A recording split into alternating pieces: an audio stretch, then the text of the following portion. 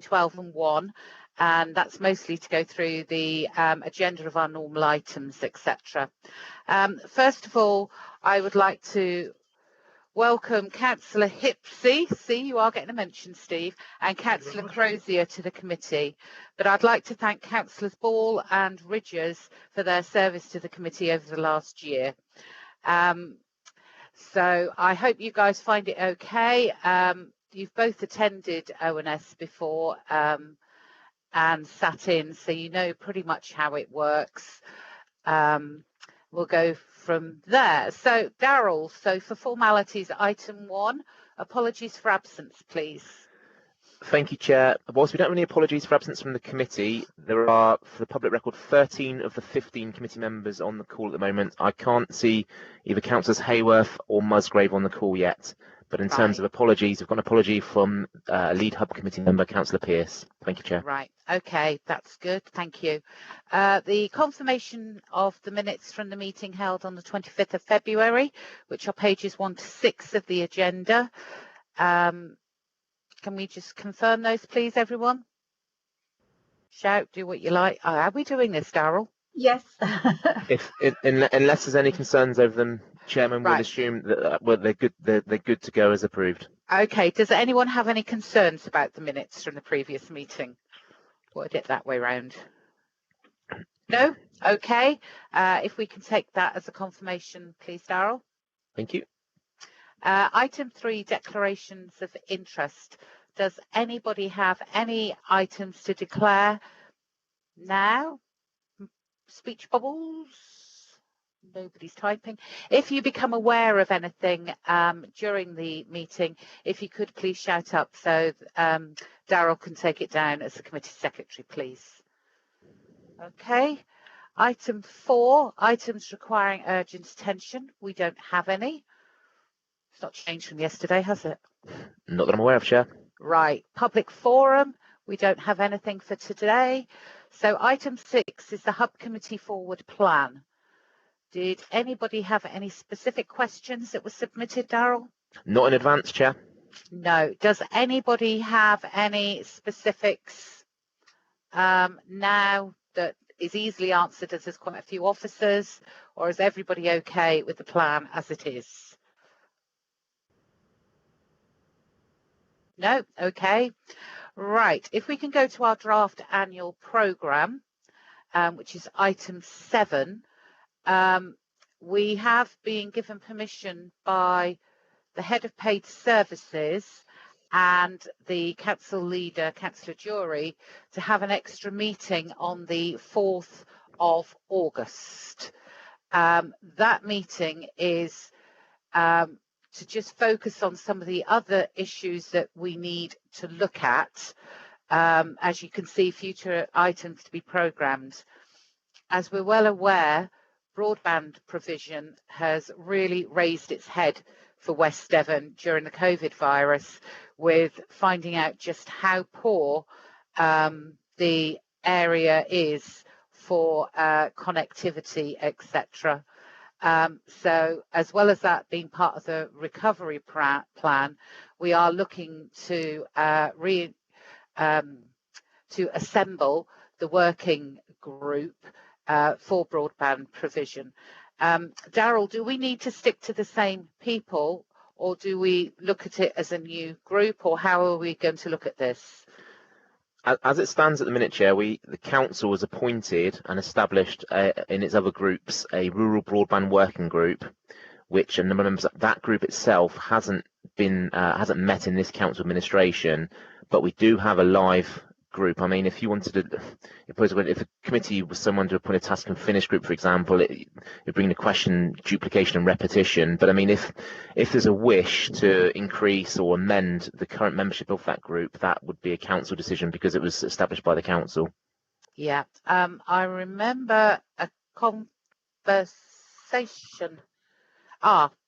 It's all right. It was last night. Councillor Pearce, who has brought much of this to the attention of members and officers of this issue and has been collating information, has said he will pass all of that to Councillor Cheadle, who is actually on that group. So I think we've come round that bit a little bit, so it will be able to hopefully stay as that group. If there's anybody, yes. Can I just say Steve Molyneux's got a suggestion? Oh, right, go on then, Steve. Okay, thank you, Chair.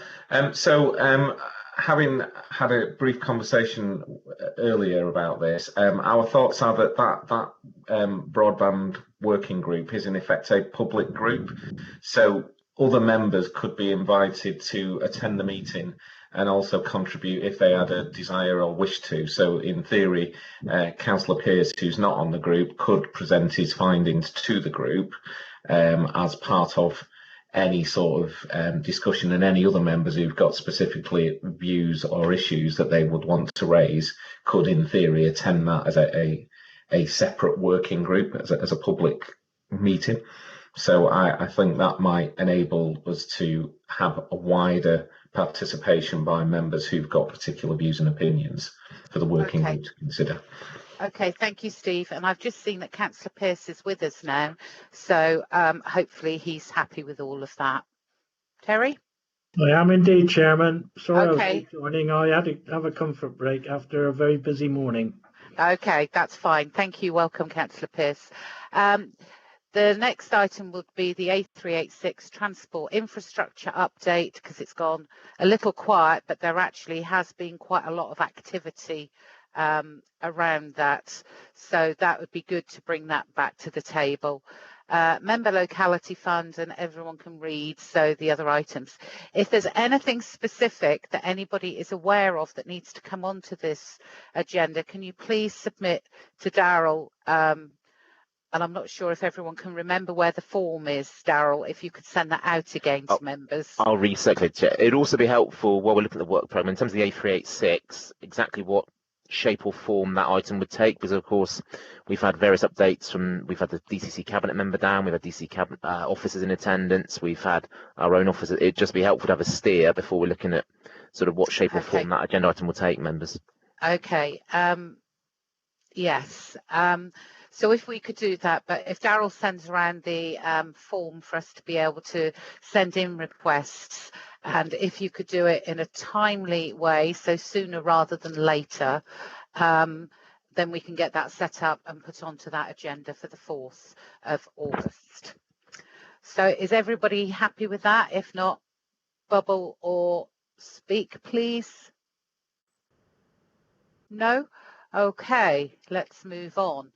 So we are now going to move to agenda item 8, which is the coronavirus response and draft recovery and renewal plan development. Councillor Jory, where are you? Is he here? Is Neil here, folks? I can see him on the list. Yeah. I am here. Sorry, Chair. Just struggling with tech. Oh. Okay. Yes, in front of you. I'm very happy to be here. So thank you for the invite.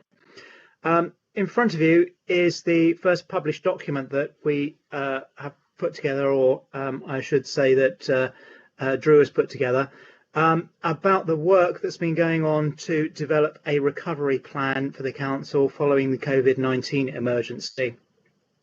The document sets out the framework and objectives for the development of a plan. It's very important, in my view, that all members are involved in helping to determine the direction and scope of this plan. This is a fantastic opportunity for a reset which recognises and reappraises what we do as a council, what we should be doing and how we should be doing it. In short, the mantra that is maintained in the plan on occasions is build back better. The underlying theme of that is that we don't have to merely go back to where we were before. I think we've got an opportunity to look at things and create something that will be better, that will deliver a better service, perhaps a different service to those that live in our borough and in our community. So it is, as I say, an amazing effort, amazing opportunity. and I really hope that we can involve everybody in doing that, and this is the first step in doing so. The document is an attempt to provide a framework and some direction. It's not meant to curtail thinking. It's not meant to pigeonhole things into certain avenues. It is merely a way of trying to move us forwards and provide some structure to what will result. So I hope everyone views it in that light, and I'll be very interested in any comments and thoughts that come forward whilst we're at this stage. I don't know whether, Mr. Powell, you want to add anything else to the debate at this point. Thank you, Leader. Chair, afternoon, members. I think all I would say at this stage is, the report was written a couple of weeks ago, and a fair few things have changed already. I think the speed of recovery and the lifting of some of the restrictions have probably caught people a little bit off guard. And just to emphasise that as officers and members, we're not waiting for this plan to develop to start that recovery process. We're doing a lot of work already, supporting the opening of the retail industry and the town centres, working closely with the hospitality sector. So it isn't a question of let's just plan for the future. There's the now, there's that immediate recovery, but then there's a longer term picture about what landscape will we be recovering into, and are our present ways of working, our priorities and everything actually still fit for purpose. And it's about ensuring that we grasp all the opportunities that have arisen out of this terrible situation. Lots of things have changed. People have done fantastic work. The members, the leader, the members of Hub and the wider membership have been at the forefront of the response. And the first part of the report sets out how we want to try and make sure we don't lose the opportunities and the benefits that have arisen from that response phase, and how we collect those together into a recovery that's fit for purpose for the community in the future.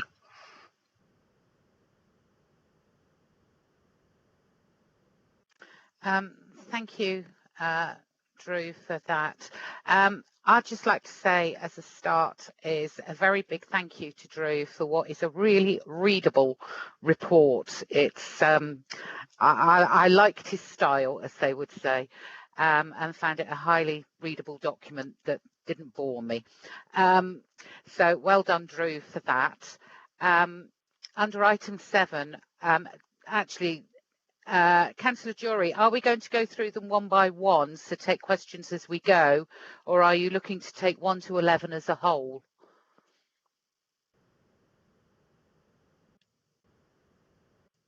Chair, I can be guided by you. If you'd like to deal with each one specifically, I'm very happy to do that. Because I think that's what we sort of discussed, whether members wanted to go through, if I just say the paragraphs and people can jump in or out. Yeah, let's do that. Okay then, right. So does anybody have anything under item 1? 2's the background. Right. 3, the outcomes outputs. 4, preparation and initial response. 5, responding to community need. I'd just like to say I'm really glad to see that you used a flu pandemic earlier in the year to see how we would cope, because one of my questions at the very beginning of the crisis and lockdown was, had we been able to implement much of our emergency plan? I was reassured to know that we had. Anyone got anything on clusters, which comes under that one? Councillor Jury?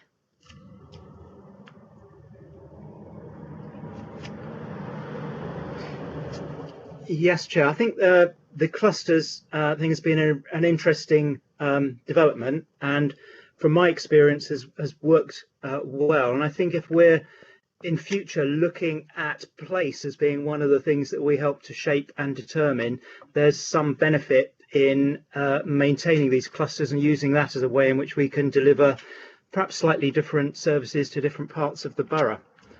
Certainly in terms of getting feedback and information on what's happening within parishes, it's quite a useful device, I think, and maybe there's the opportunity to involve, for example, chairs of parishes within those cluster meetings at some point and develop even closer ties and relationships with our communities. I have to say, I don't know how some of the other clusters have worked, but Tavistock cluster has worked very, very well. We invite people to come into the meeting, and they have come in as a guest. Ursula Mann, who's done a lot of work in setting up Tavistock Local Heroes with Councillor Hipsey, she's been to quite a lot of our cluster meetings, and they have worked really well. So we would hope, as Tavistock, that we do keep them in some way, shape or form. Mandy, we have a question from Councillor Wood and a comment from Councillor Daniel. Right, Councillor Wood first then, please. Hi everyone. My question really is about 5.6 with the £69,000 worth of funding, the emergency financial assistance funding. That so far has helped 10 families and 2 individuals, and I'm thinking that there must be a lot left in that pot, and I'm wondering, have the officers or has anyone thought about any other use for that money, and what are the rules around using that money really, and can we be creative about how we can use it? Drew? Thank you, Chair. I think if I can introduce Isabel Blake to answer that question, please, Chair. Thank you. Hi, Izzy. Morning, members. Morning, Chair. Yes, thank you, Councillor Wood, for the question. We have been looking at ways that we can spend that money, and obviously we don't know. We're just at the beginning of this, and we know that the lasting effects of this are going to last some significant period of time. There's also been a further announcement by government about some more funding, but we're unsure about the detail of that. Now, on top of the individual families who have responded to us through our advertising of this scheme, we've also made contact with the senior designated safeguarding leads at the secondary schools to make sure that the money, when the schools are making their welfare checks, when they phone home and are encountering issues, they're able to access that funding very quickly to help families. We're also looking at ways that we can engage with the food banks better, so that they last longer than this pandemic and don't get into trouble when they're needed the most. So there is lots of flexibility around that scheme, and we want to get it to the people that need it as quickly as possible. And yeah, everything's up for debate with that money. Okay, thank you. So if we have ideas about how it might be used, how do we look at that as a council? Yes, I mean, I can circulate, and I'll ask Darryl to do it. We can circulate the policy that Devon County have come up with as to what that funding can be used for, and then applications can be made and determined on the validity of them in association with the policy. Okay, all right, thank you, Izzy. No worries, thank you. Councillor Daniel, please. Hello, thank you, Chair. I just wanted to make a comment that I felt that the clusters have worked really well, and I support Councillor Jury's view that we should continue to develop these, because as a sort of very rural councillor in a remote area from West Devon's hub, I feel that I've liked knowing what's going on in the wards next to me and what the other councillors are doing, and I think it'll make us a much stronger group if we can keep these small subgroups going and perhaps get closer ties with parish councils and other organisations within our areas. So yes, I'd like to see us develop the clusters and not then they don't cease functioning. Thank you. Thank you, Councillor Daniel. Councillor Crozier, please. Thank you, Chair. I was just wondering, we don't seem to have had any direct contact with parish or town councils. I know informally individuals have, but as the council as a whole, I was wondering whether we should institute a meeting with parish clerks or chairs of councils in order to see what they feel on the ground. There's a lot of them I know, but I won't say been ignored at the moment, but perhaps they could bring something to the table. Okay, thank you, Councillor Crozier. Drew, I believe you'd like to comment, please. Thank you, Chair, and thank you, Councillor Crozier. I mean, the parish and the towns have been heavily involved, I think, to a different degree with different clusters. And obviously through our communication strategy, we've been ensured that we've kept the towns and parishes informed what's going on.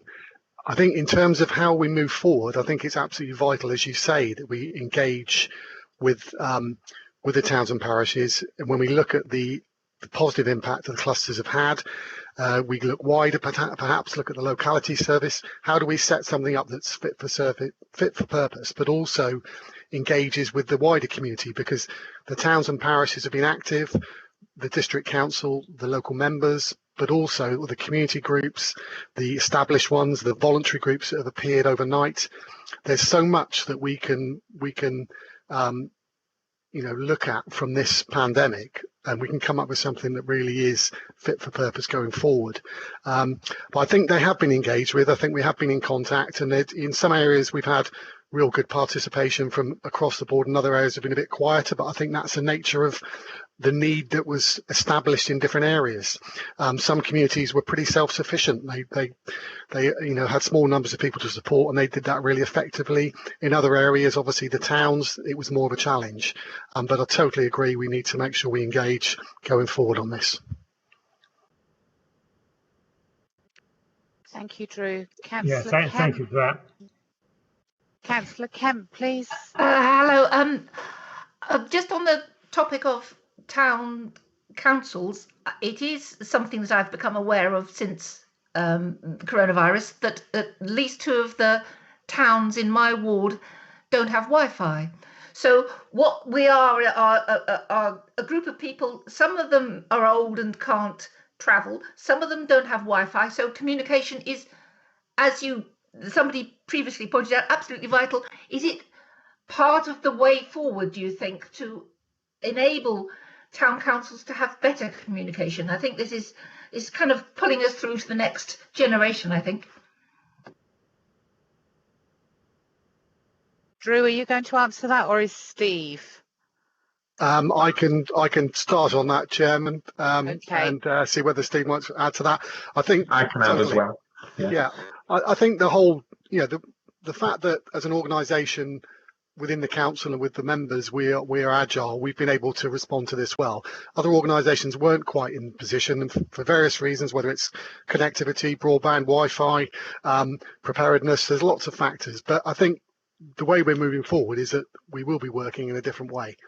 And so I think making sure that we're having those conversations and ensuring that people can link up. And if this does become the new normal, then we need to ensure that everyone can engage positively with it. But at the same time, we can't end up in a world that is purely virtual. There's people out there, they need contact, they need support directly.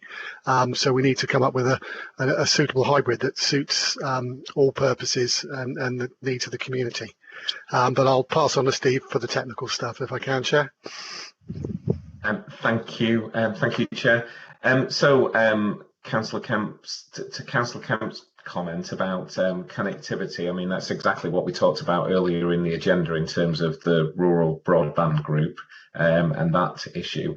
But what I did want to advise members is we would have normally had link meetings, and we would have had at least one in the period that we've been in the COVID-19 situation.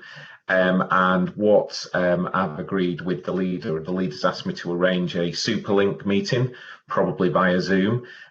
So we've asked the team to start looking at arranging a date for that. We're also going to do a virtual mayors and clerks meeting with the towns. So we're probably going to do the mayors and clerks meeting in the next few weeks, and then we're trying to get a date in the diary when we can get a Superlink meeting in place, when in actual fact the clerks will be invited and the chairs of parish councils would be invited, and then of course they can do that from their own home if they've got broadband. But we'll see where the update goes in terms of the Prime Minister this evening. So that's where we're at the minute. So we are going to get a bit wider communication in terms of to invite all towns and parishes. I would say that at the link meetings that we normally run, attendance was not exactly brilliant. So probably less than 50%, probably 40% of parishes attend those meetings. So we still have a cluster of parishes who don't engage with us on a wider level. So that's where I'll end it there. Thank you, Chair. Can I come back just very quickly on there, Steve? Really interesting, and I'm very pleased that that's the way that the council's brain is working. But what has happened is that these two of my town councils, they try to have virtual meetings, but that leaves out people who don't have computers. So what we have is not a town, we don't have a town hall with Wi-Fi. In other words, I'm trying to say we don't have a place where everybody can go and join in together. It's sort of, it's a hierarchy of people who have and have not in that case. Unfortunately, at the minute, there isn't very much we can do about that based on the scenario we find ourselves in now and the lack of connectivity that we've got in some of the areas, unfortunately. Fair enough. I will continue to explore it, though. Thank you. Thank you, Councillor Kemp. Councillor Edmonds, thank you for waiting. Well, thank you, Chair. Well, to be honest, Mr. Molyneux has covered my points. It was regarding contact with towns and parishes, and I was going to suggest the link meetings would seem a good opportunity to do that, but Mr. Molyneux has got there before me, so thank you. That was my point. Your thunder was stolen, Councillor Edmonds. Absolutely. But point well made by Mr. Molyneux. Councillor Southcott, please. The only thing I want to just raise is when you're talking about Wi-Fi, it's not just the Wi-Fi that's a problem out in the countryside. It is also the mobile phone signal. You can't even get a good 4G signal to use the mobile phone system for video conferencing. It is so atrocious in places, it just doesn't exist. Now, a lot of that is down to you may well get Vodafone in one area, but not EE, etc. around. Not everybody's on the same network, but it's high time that some pressure was put on the mobile phone people to start coming together to give a joint service in poor areas. You can't expect EE or Vodafone to provide full service in every area when the numbers of subscribers are very low. But if you had one mast covering a poor area that carried all channels, that would be far better. It's just something that's been on my mind for a long time, and it's the first time I've actually thought about saying anything about it. It needs pressure bringing on government to make changes. Okay, thank you, Councillor Southcott. I think the one thing we've learnt through this is poor old Councillor Coulson, he drops in and out of meetings because he just cannot get signal through his mobile. So over to you, Mr. Molyneux. I think, thank you, Chair. I think what we should do is probably include, whilst it talks about broadband, I think it should probably be just connectivity working group. And I think when we're looking at the broadband issue in sort of parishes in particular, that we should probably also review sort of what the mobile phone signal's like, because I'm taking Councillor Southcott's points on board. I agree that it's a combination of the two. So I'm happy to include that in that sort of working group sort of review, would be my suggestion. I think that's a really good suggestion, because in Tavistock it used to be known that it was Vodafone, and I think EE and the others didn't really work that well. You know, if people came down from the cities who all got Virgin, you're lucky if you'd get anything. So I think Councillor Southcott's idea of them joining up, which they may be more amenable to now there's been the coronavirus, and the need to work more collaboratively together doesn't just apply to councils, it can apply to conglomerates. Right, Councillor Spettigue, please. Thank you, Chair. I'll try and be brief. Going back to Councillor Kemp's comments, my experience of these meetings in Tavistock, where there was borough councillors with town council hats as well, aside, where we had Councillor Mann from Tavistock Town in the meetings, even just having a representative of the parish council made a huge difference. Although it wasn't the full, it wasn't everyone, and I appreciate the internet problem is one we're going to have to face.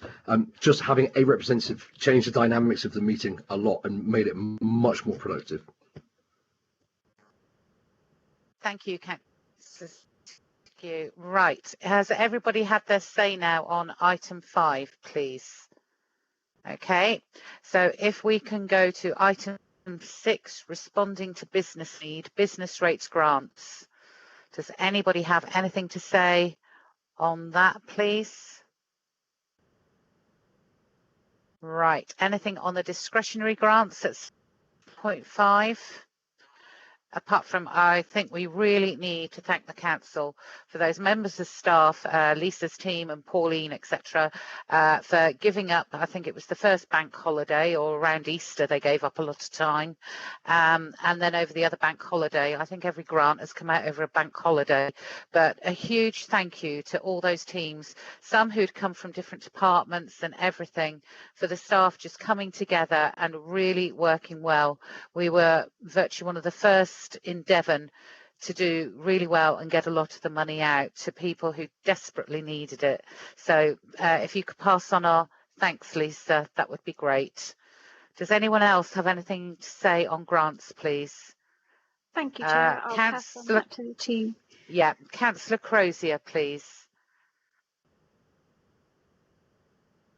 Thank you, Chair. I just wanted to find out if they've had many more responses after the initial list that we had. I thought we were going to be overloaded, or I got the impression from officers that we were going to be overloaded with discretionary grant applications, and it doesn't seem to be the case. Can I have a comment, please? Yes, I can answer that, Chairman. So we've had 123 applications to date, and as of last week, 58 of those have been paid. So we've made the first tranche of payments, which total 241,500. We've got a further 48 applications that are awaiting the evidence for their claim to be processed. Thank you, Chair. Thank you, Lisa. Does anyone else have anything on the grants? Chair, I thought we had a budget of around 890,000, so it looks like we're only going to do a half spend on that if we carry the figures forward. Is there any way of relaxing the criteria that would involve more businesses or institutions to be able to get a grant? If we ask Lisa if she can answer. Can I pick that one up? Or Lisa, are you okay if I answer that? Go on, Chris. You haven't even appeared. There you are. There I am. Yeah, no, thank you. Thanks, Chair. So it was all, we were led to believe, and we genuinely believed that it was going to be oversubscribed. Tranche 1 has broadly been, the amount of applications in Tranche 1 met the allocated funding that we had sort of nominally put aside for Tranche 1. What's reduced has been the level of interest in Tranche 2, and obviously Tranche 3. It follows that Tranche 3 would follow a similar trend. We were striking a balance between we set the rules, if you like, for the sort of glorious sausage machine, as I think of it, that that tests businesses' need in line with the government's criteria for giving out these discretionary grants, so that we could make as big a payment to as many people as we could. And obviously there's a tension there between how big a grant you give and how many you give that grant to. What we are able to do is whilst we're not able to, if you like, widen, or we might not want to consider widening the criteria for people who apply, because that's very clear through the frequently asked questions and from central government's view on what the grant is for. What we can do is tweak the amount we give. So if, and it is an if at this stage, there was money left in that pot, we would absolutely want to be using it to support the businesses that are in need and that we've identified as need that support. And we could simply issue a greater grant amount up to the thresholds that have been outlined by government, which is 10 grand, and then there's a leap to 25 grand, which is not, it's a big leap. So at the moment, the average grant payments are sort of closer to about 5. So there is scope, if demand doesn't meet supply, to increase the grant, and we can just go back and do that, and we'll just notify them. There won't be any action required on the part of the businesses. So that is something we will consider doing. Okay, thank you, Chris. Councillor Yellen, do you have a question, please? Thank you, Chairman. Yes, it was really, looking at the second grant particularly, 2 questions as to whether there is a deadline where businesses need to apply by, which means that if there was a deadline, then the council would know its exact position regarding any underspend and how to handle that going forward. And the second one is as to whether the onus is on the organisations themselves to come forward and apply, or whether West Devon is working to identify eligible organisations who haven't already done so and inviting them to apply. Thank you. Chairman, would you like me to respond to that as well? Yes, please. So the timelines, government have done, they haven't set an end stop date for it that I'm aware of. What they have said is, how are you getting on? Are you getting the money out the door quickly? Because that's what we want you to do. So they sort of left it up to us to a point, which is where we set the 3 tranches, 2 weeks per tranche, and we are at the beginning of the second week of tranche 2. So businesses and so that's the time frame. So we've got another sort of 3 weeks or so of the actual application deadline. We would be able to extend that if we were mindful to do so, but I think, as we've already discussed, the level of demand perhaps is lower than it might have been. That would seem a strange manoeuvre. And in terms of identifying businesses, we do continue to, and we need to ramp up the communications as much as we can on this, because what we don't want is people coming out of the woodwork late to the party. So we're balancing those 2 tensions. The first tension is that the government would like us to get the money out the door as quickly as we can, and the second tension is we don't want to allow businesses to miss out. So that's through good communications, which we will continue to do. Thank you, Chris. Councillor Mott, you have a question, please.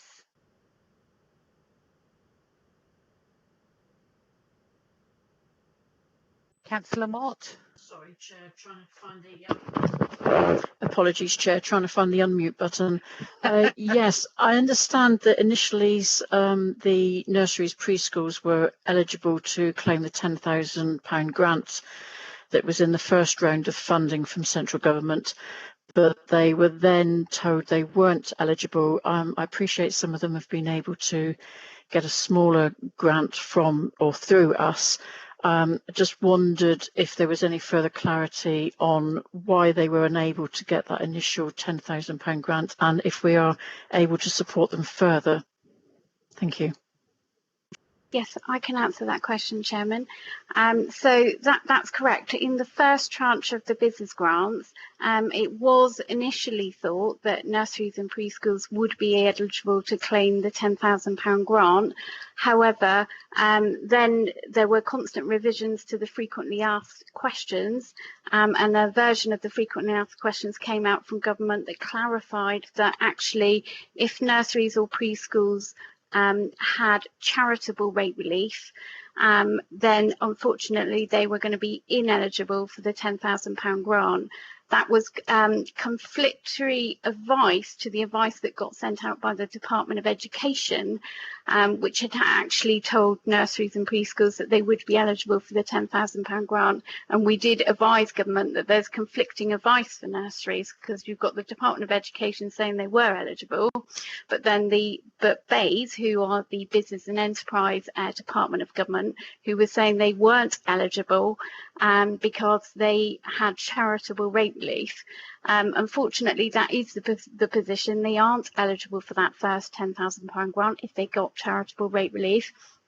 However, what we were able to do were to invite those nurseries and preschools to apply for the discretionary scheme.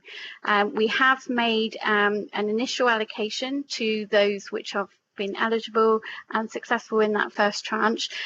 If we have an underspend in when we get to later tranches, either tranche 2 or tranche 3, we can go back and look to top up those allocations that we've already made to the nurseries and preschools, because what we'd like to try and do is put the nursery and preschools on a par with where they would have been had they have been eligible through that first tranche of grants, whereby the allocation was actually £10,000. So it is something we are keeping under constant review. Thank you, Chair. That's a really good answer, and I'm sure that helps, Councillor Mott, doesn't it? Right, if we move on to item 7, if everybody's finished with grants, maintaining service delivery. I think we would all like to extend our thanks to the refuse team for the brilliant work that they have done. When I was reading the report, I think it doesn't mention that Plymouth cancelled their green waste. I think virtually the day lockdown was announced, if not before. So for us to be able to carry on and do all of our normal services has been absolutely incredible. And I've spoken to a couple of the operatives, and they said residents across the borough have been so kind and thankful that the services have been kept, even though, as we all know, lots more rubbish got put out from, as the report says, the clearing of the attics.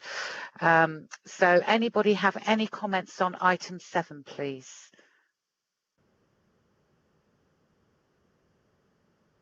No? Right.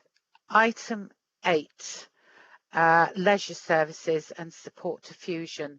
I just have a question because it's an ONS meeting, and I would, have we checked how they're doing, the impact on West Devon, and when do we know if they're going to be able to start again, etc. And this is a question I've asked Mr. Brooke to look into, so I know he's going to answer it for me, please. Thank you, Chair. Yes, absolutely right.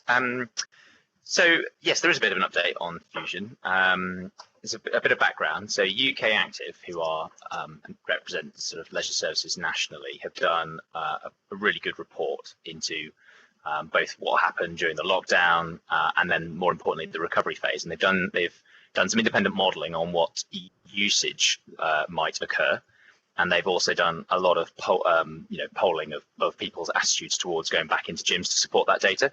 So there's now a national picture, which is really helpful in terms of lobbying government and also in terms of all leisure providers, not just Fusion, having something to base their reopening models on.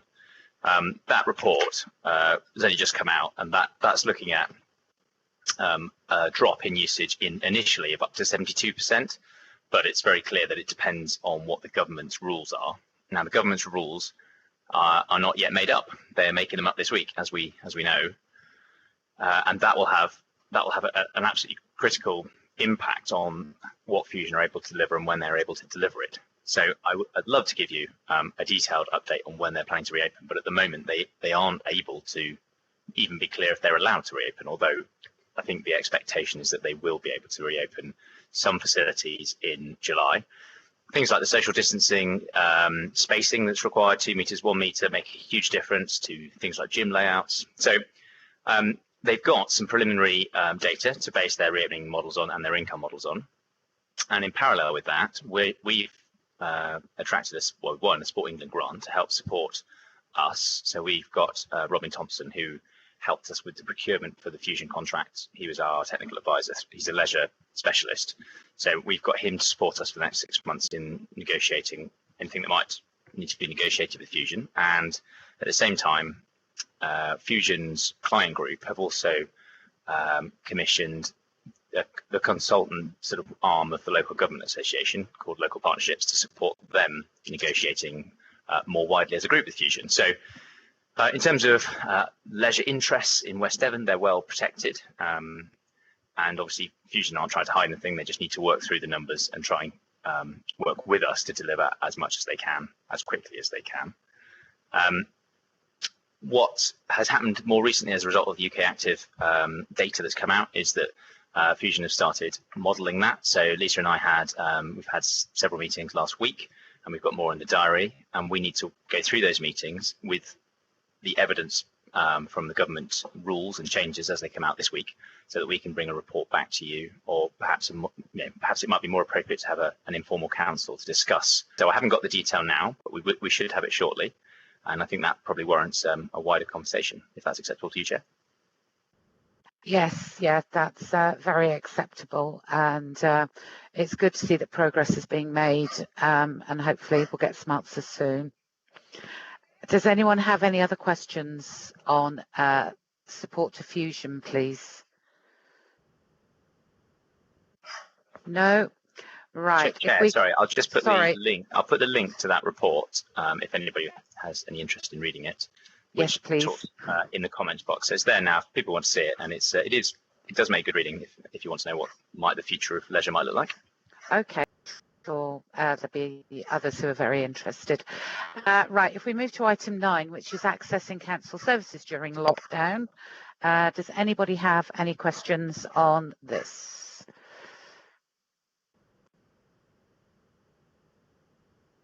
No, doesn't seem to be. So if we can move to item 10. Staffing capacity and resource management. Does anybody have anything on this? Councillor Wood. Hiya. Yeah, thanks. I think obviously all the staff have done really an amazing job, and it's difficult to be working in different environments. And I was just wondering about the staff that are working at home with small children. Obviously, it's been quite trying for everybody in that situation, and that is going to be ongoing throughout the summer. So it was just a sort of checking in question, really, to understand that the staff who are working from home with small children are being supported to work as best they can, but with some flexibility. Mr. Molyneux, please. Thank you very much, Chair. Thank you, Councillor Wood. Your concern is appreciated, and it's exactly similar to our concern. We recognised very early on that parents with young children were facing exceptional circumstances. What we've done is we've done a number of initiatives. So we're quite flexible in terms of working hours as long as it meets the needs of the service. So we can be flexible on a one-to-one basis.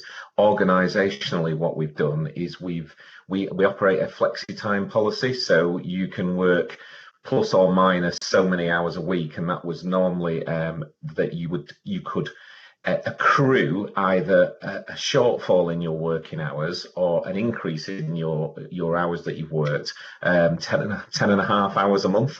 And what we've done is we've extended that to almost 30 hours a month, so in effect a day a week. So what we're saying to people is that if they need to, they can work less hours per week between now and September, and then work, and any deficit that they accrue, they can work up to pay that back in effect from September onwards. That's making an assumption, of course, that schools go back and childcare goes back in September. So we're doing that. We've also introduced an ability for people to buy leave.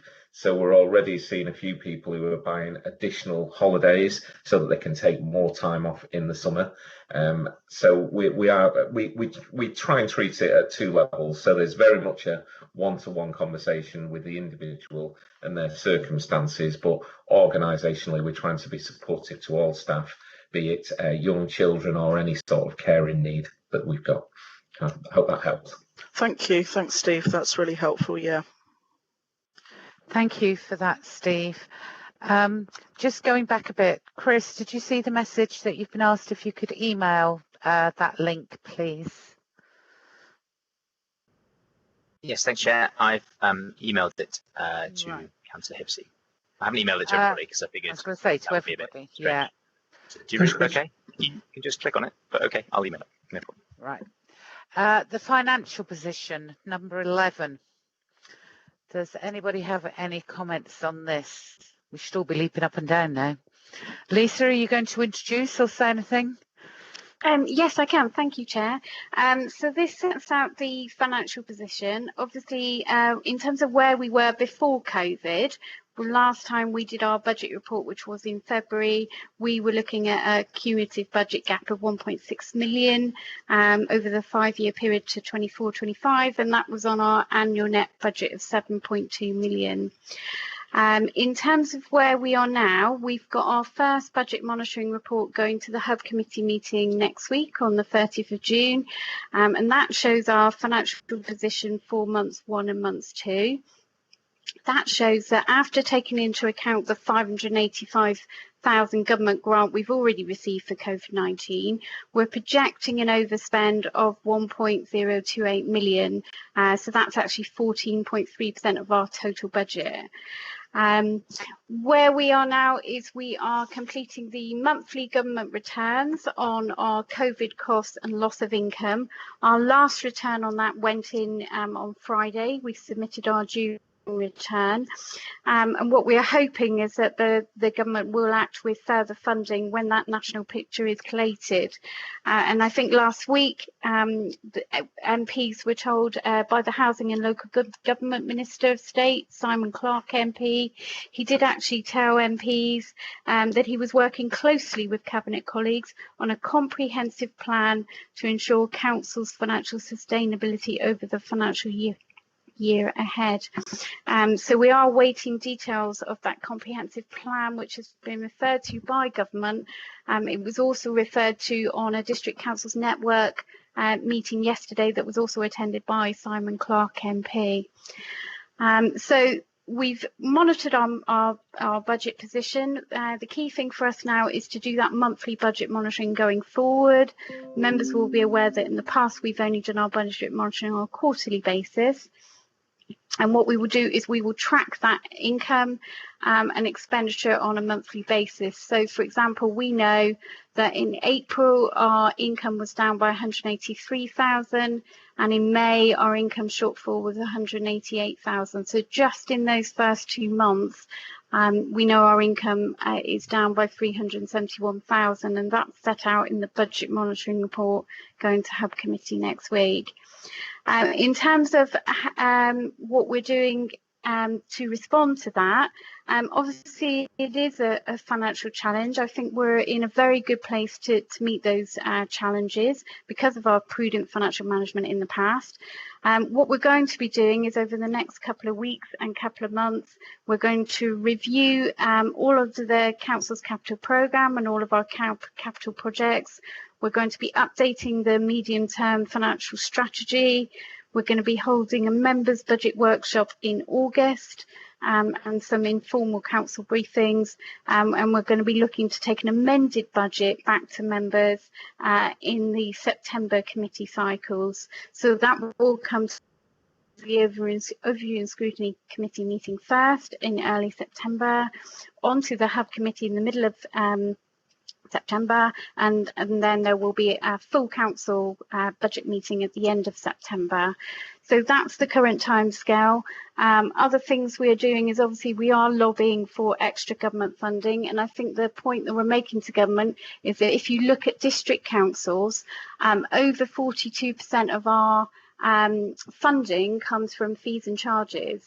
So now that we don't get any government grant, we have got a high exposure now to fees and charges, and that's the point we're making to government, that for district councils we really need that reimbursement of that lost income that we've had due to COVID.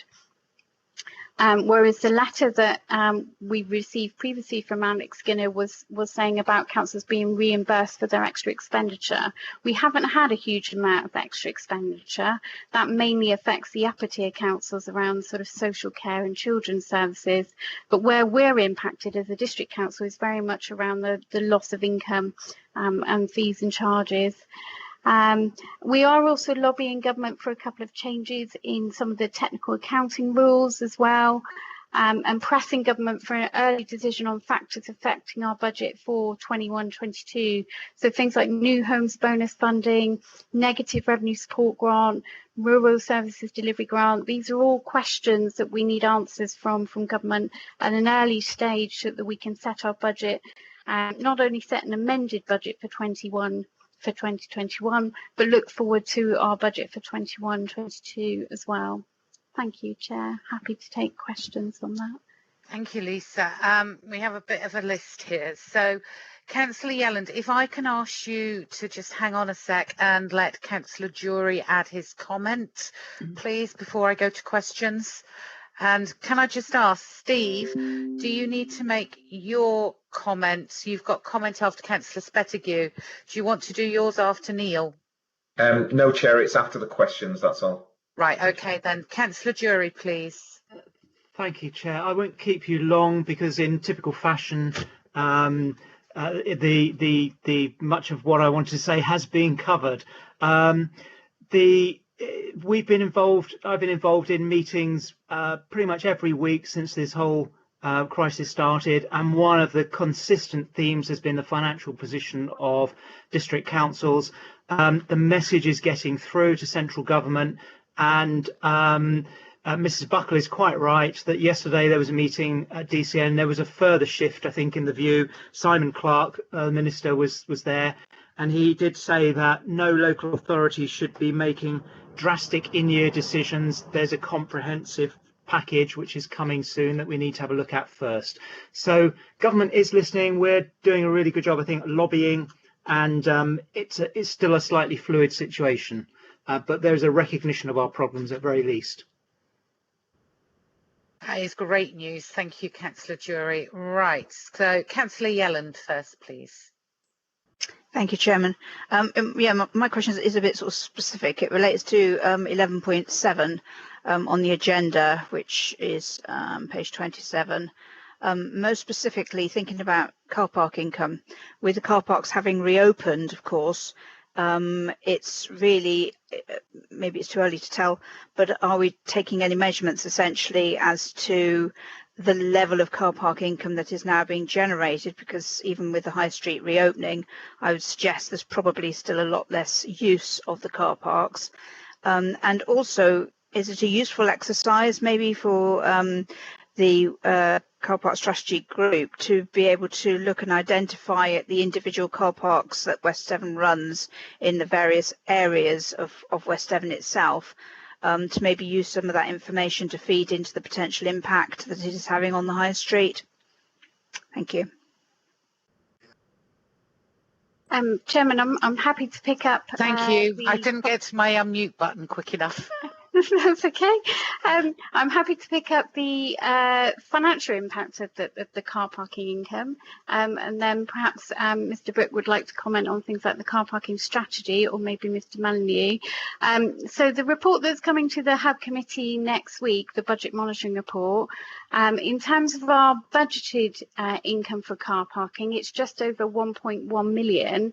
And what we've assumed in that budget monitoring report is we know what our actual losses for April and May are, and we've assumed a 30% drop in income levels from the 1st of June onwards. So when you put that position together, we are saying out of that 1.1 million, we're projecting that we may not receive 468,000 of that, which is 41%. Obviously, as we move through the months, we will start firming up that budget monitoring position, because we'll have actual figures from June, July, and going through the summer period. So we will keep updating that budget monitoring, but that's the prediction at the moment. And that's what's showing in the Hub Committee report. We know that in April we were £86,000 down on our car parking income, and in May we were £95,000 down. I'll hand over to Mr. Munny or Mr. Brooke to pick up the elements around the car parking strategy. Thank you. Thanks, Lisa. Thank you, Chair. Yes, I think that firstly, it's really important that we monitor car parking usage, and it is a factor in the success or failure of high streets and our towns. It is only one part of it, but it's quite an easy one to change. And I think my view is that we need to keep monitoring it, and that through the recovery programme and through the various strands, so the business strand and the community strand, that the car parking position is kept under review. I think it is appropriate when we know a bit more about, a little bit like our finances, people's habits will start to change and evolve as we come out of lockdown, and I think our strategy needs to evolve with it. I think right now it's very difficult for us to know what the right answer is, so I think we need to monitor it, manage it, and it may well be appropriate that we do decide, or the members decide in the future, to do something slightly different with their car parking strategy than they had currently thought they would be doing in 2020 and 2021. But I think that's definitely a recovery issue, and therefore has a similar recovery timeline, which, to be honest, is probably through the next 12 months. So that would be my suggestion, Chair. Chairman, if I may, I would wholeheartedly agree with Mr. Brooks' comments there. I think the danger would be to jump to making decisions that would be, in effect, short-termist in terms of a response to COVID-19 rather than sort of longer term. And I think this recovery programme is, as Chris said, going to take well over 12 months, and I wouldn't want to jump into making individual decisions or even borough-wide decisions on car parks in a short-termist view. I think we need to look at the long-term picture, and I think the second part of this meeting, which is starting to look at what members think the council should be doing to support residents, communities and business. So I think we've got to take a long-term view. Okay, thank you very much for that, Mr. Molyneux.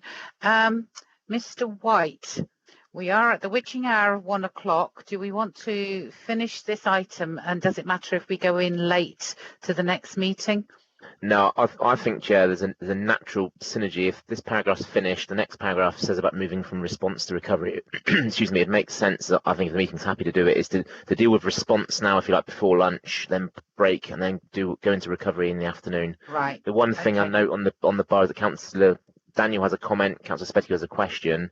But the other thing is, if we could probably deal with part 1 of the report recommendation, which deals with noting the response to the pandemic, that would be timely as well, I think, Chair. Yeah, that's response on 1 to 11, isn't it? Recommendation 1.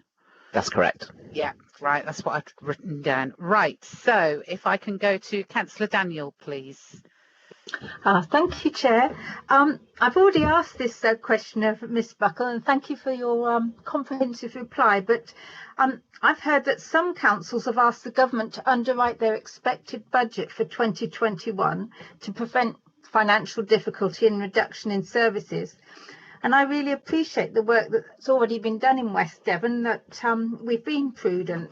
So I don't think we should be penalised for this. And I'm really hoping that we can get from government what we were expecting to get, so that we won't be in this position where we've got to scramble around trying to make more savings that are really going to be difficult.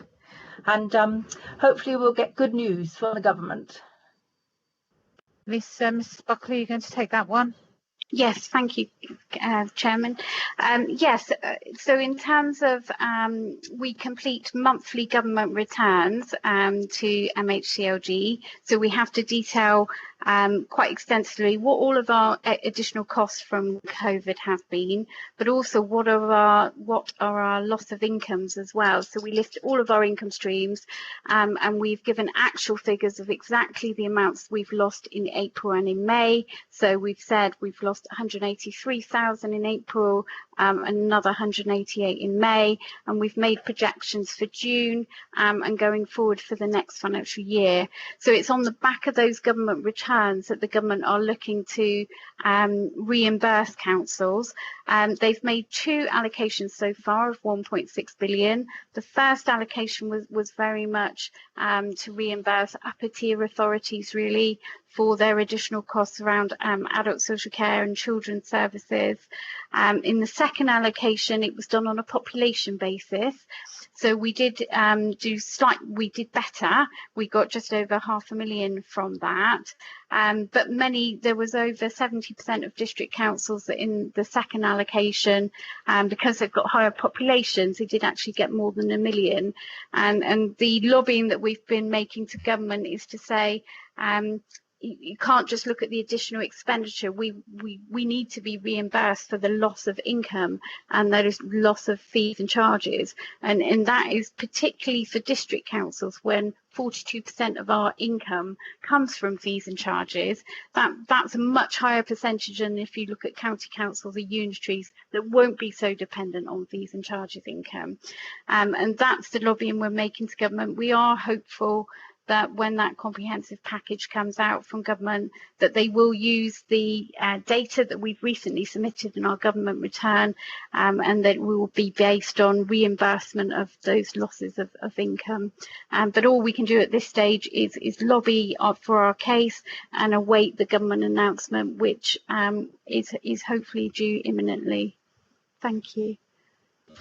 Thank you. And could I just add another comment that I'm also thinking of our expected income that we've based a lot of our budget on.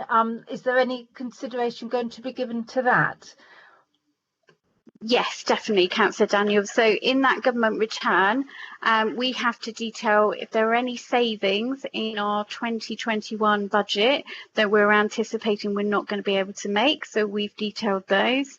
And we've also put projections in that government return of exactly what we think will be our losses of income for all of the financial months right up until March 21.